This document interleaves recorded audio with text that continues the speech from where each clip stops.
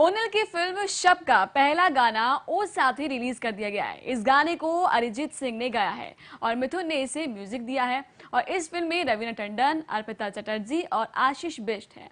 Film शब दिल्ली की कहानी पर आधारित है। इसमें लव ट्रायंगल दिखाया जाएगा।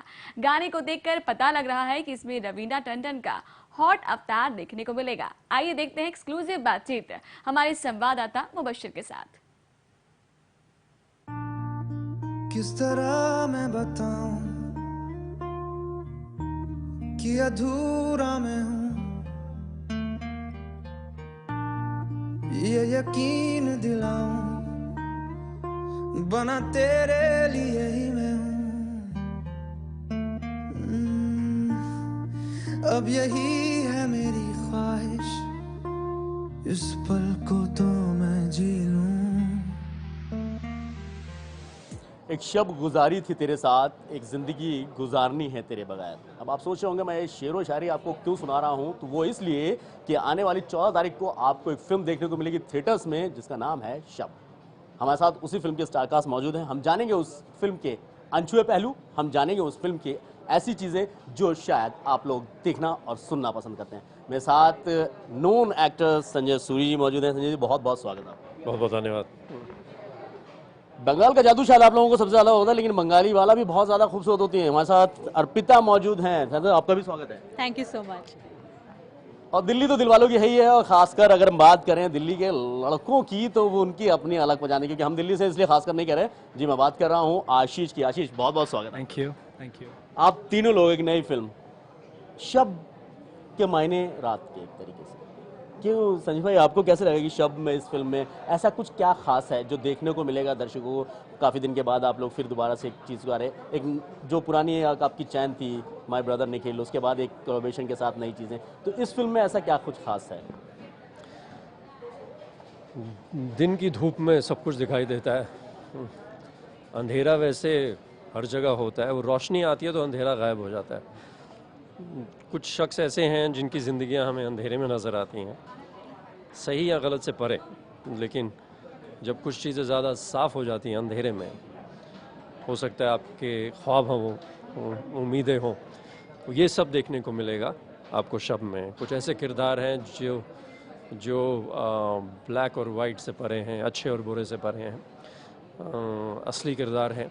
ज़िंदगी के कुछ ऐसे मोड़ पर आकर कौन सा रास्ता चुनते हैं, किस शहर में जाते हैं, वो शहर उन्हें कैसे बदलता है या वो कैसे बदलते हैं शहर में, तो ये उनकी कहानियाँ हैं, उनकी आशाएं, उनकी निराशाएं, उम्मीदें। सो शब ऑफ कोर्स रात है, रात के अपने पहलू होते हैं। तू इस जगह है खड़ा, फिर भी है दूर तू, हाँ कुछ ना रहा दरमिया, फिर क्यों दिल कह रहा ओ साथी।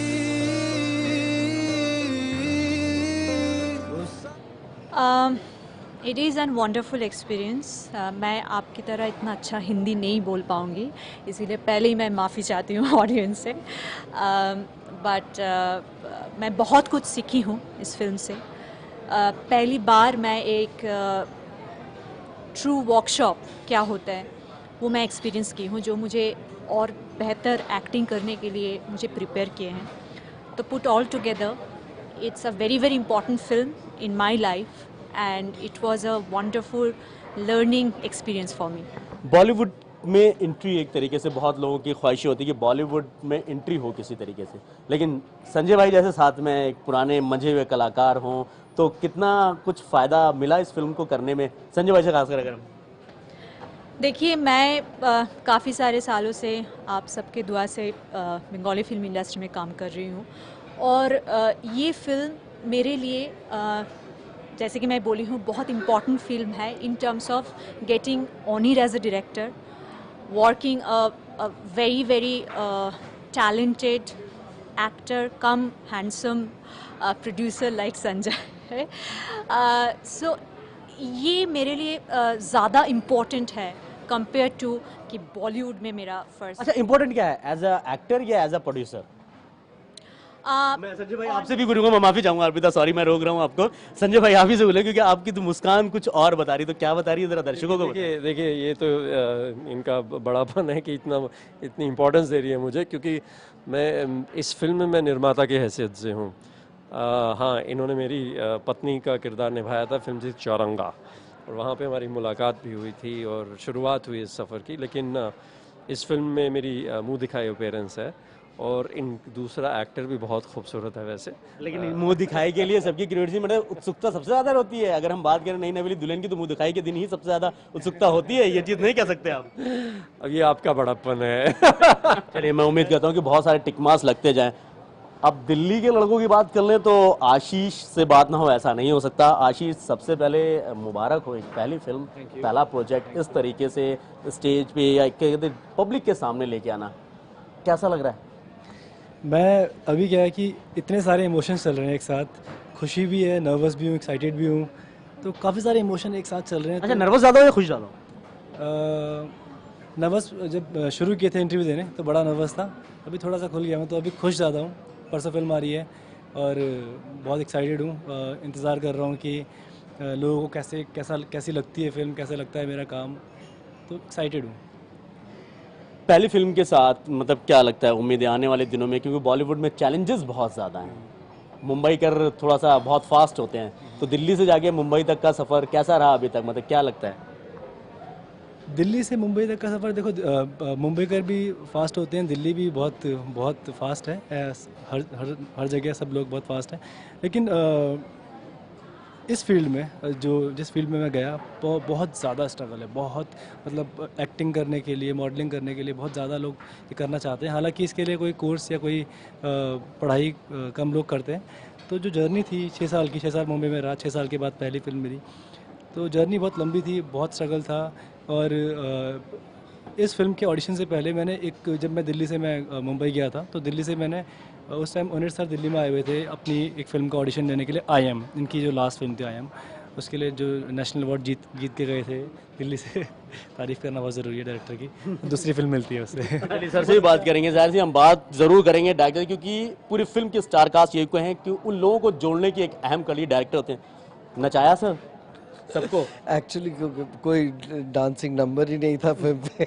नहीं, मतलब कहने का मतलब कि डायरेक्टर्स अपनी उंगलियों पे नचाते हैं मोस्टली, कि भाई संजय जी हैं, आशीष चलो न्यू कमर है, इनको थोड़ा सा आपने डांट भी दिया, संजय जी साथ में काम कर रहे हैं, अर्पिता है जैसे, तो क्या लगता है आपको कि इन लोगों का ओवरऑल एक्सपीरियंस की अगर हम बात करें सेट की, तो कैसा रहा वैसे? तो हमेशा ये उम्मीद रहता है कि सेट पे माहौल रहना चाहिए खुशी का, कि सब एक फैमिली जैसा हम काम करते हैं, क्योंकि ऐसे जब छोटे छोटे ऐसे फिल्म बनाते हैं, बहुत इम्पॉर्टेंट होता है कि सब एक साथ, कोई काम नहीं कर रहा है लेकिन एक मंजिल की तरह हम सब एक साथ चल रहे हैं। तो आशीष को लेने का मतलब, आशीष संजय जी तो खैर चलिए प्रोड्यूसर है, समझ में आता है कि जब भाई प्रोड्यूसर जब तक पैसे नहीं होंगे तो फिल्म कैसे बनेगी। दूसरी चीज़, आशीष और अर्पिता को मतलब कुछ दिमाग में था आपको कि इन लोगों को लेना है?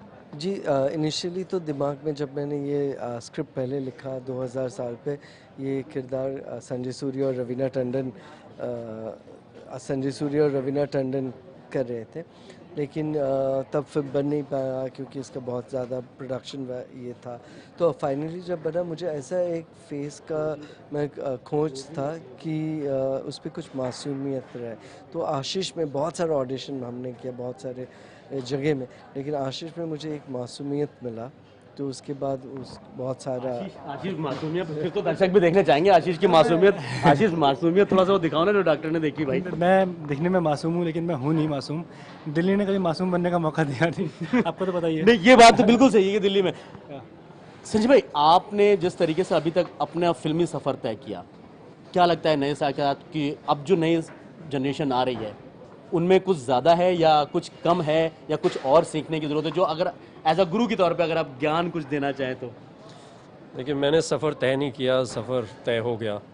सफ़र पे चलते रहो, आगे क्या आना है ना आपको पता है ना मुझे पता है, तो कोई ज्ञान बांटने की ज़रूरत नहीं है। अपना थोड़ा तजुर्बा आप किसी को थोड़ा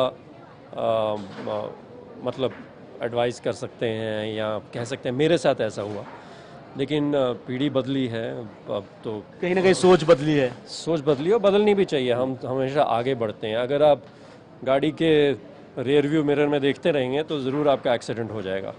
तो आप आगे बढ़िए। हम उम्मीद करते हैं कि आने वाले दिन में 14 तारीख को जब फिल्म रिलीज होगी तो आप लोग दर्शक जो थिएटर में जरूर जाएंगे और देखेंगे शब की कहानी। कैमरा से वीरेंद्र नेगी के साथ सैयद मुबशर, प्राइम न्यूज। ओ साथी इतना तो बस कर दे।